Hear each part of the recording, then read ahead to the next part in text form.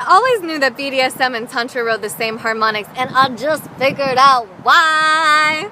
So for those of you who know me, you know that I'm kind of on one about gender.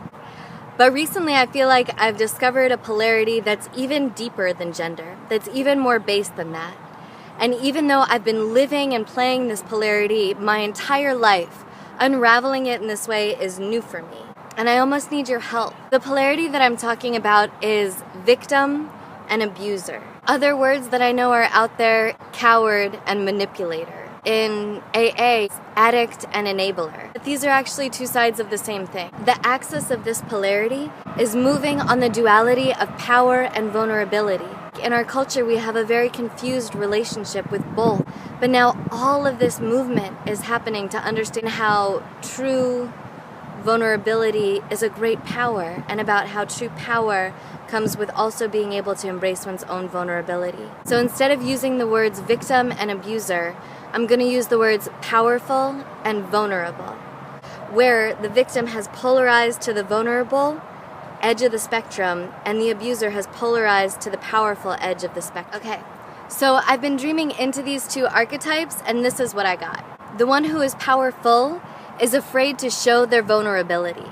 This frames their relationship to power, so they seek power by drinking in and assuring themselves that they have the attention of the other person, that they have the care and love of the other person. The one that we're calling the vulnerable is also deathly afraid of being vulnerable, and the way that they feel like they would be vulnerable is also by sharing their feelings.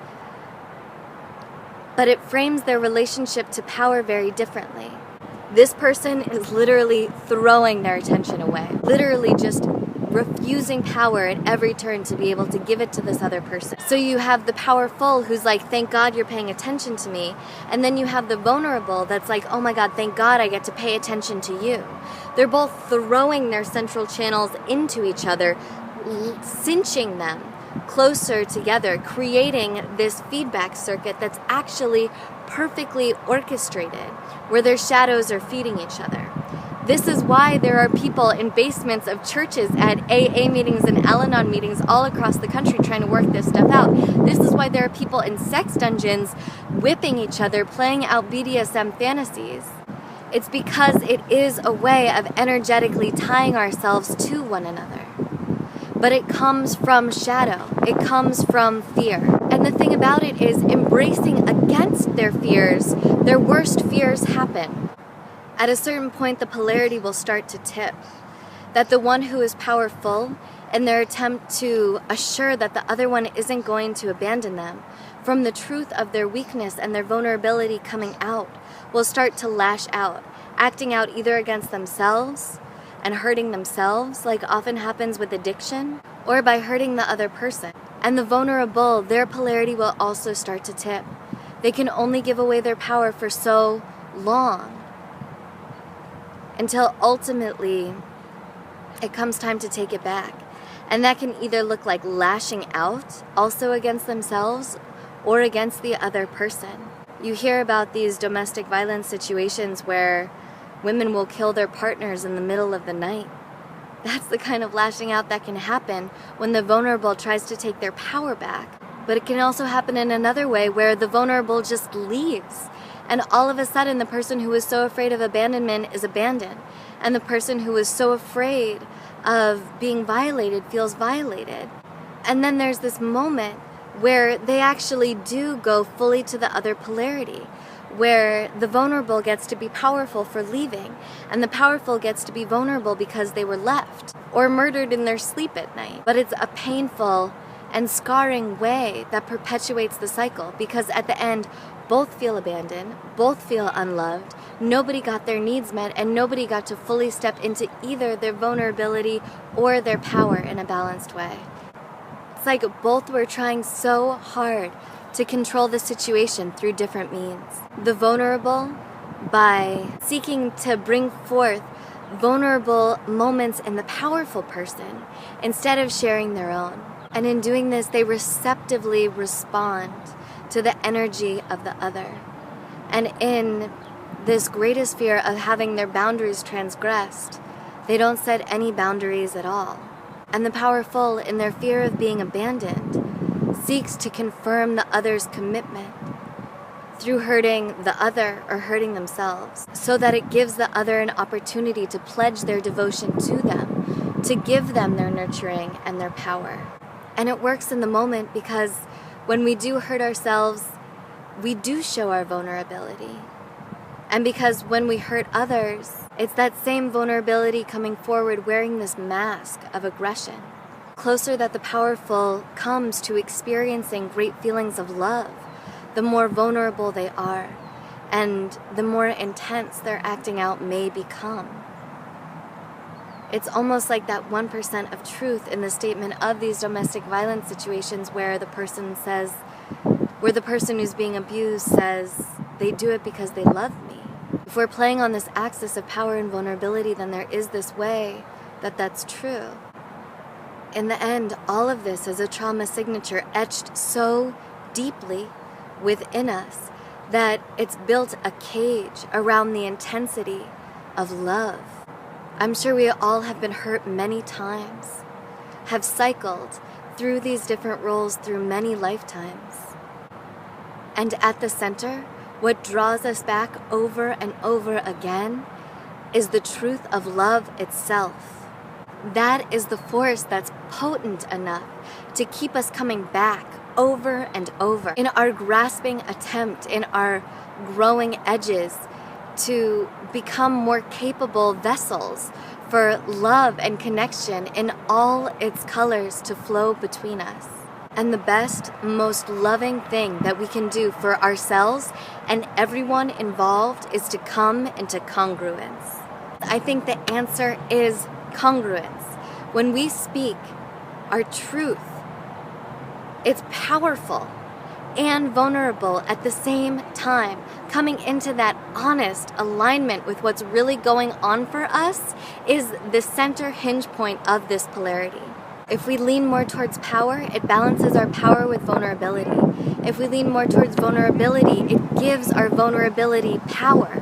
Hiding our vulnerability and acting to have power over, or hiding our power and creating a reality where we live in our vulnerability all the time, simply feeds these archetypes and will continue to loop this polarity play endlessly. Ultimately, both parties are looking to the other to make them feel safe. And if we keep looking to the other person to make us feel safe, we'll also loop forever. What are we saying to ourselves when we say, I don't trust you? We're saying, I have a difficult time setting boundaries. I have a difficult time being vulnerable. Coming back into congruence is coming back into that responsibility for whatever side of the polarity we've been playing out. And coming to congruence is a journey. Coming to fully align with our own center after we've been throwing it into another person is a process. So give yourself whatever you think will help you come into congruence. Say, I'm scared. Say, I don't know. Say, I need space from you to figure it out. Say, I feel this. Say it, spill it, share it. Do whatever you need to do to find it, and then come back and be fully revealing about it. And it will turn every concealed weapon showdown into an evolutionary conversation. And that honesty, that no bullshit, no game playing, truth telling honesty might just be the magic key that reveals the way that our stories have been making us loop around the same track and gives us the opportunity to open in faith and love, to recognize ourselves and spiral on. I really didn't want to use the word abuser when describing this polarity because abuser is so socially stigmatized and vilified, whereas victims are empathized with. But who is really manipulating who? In the end, they're a perfect complement for each other.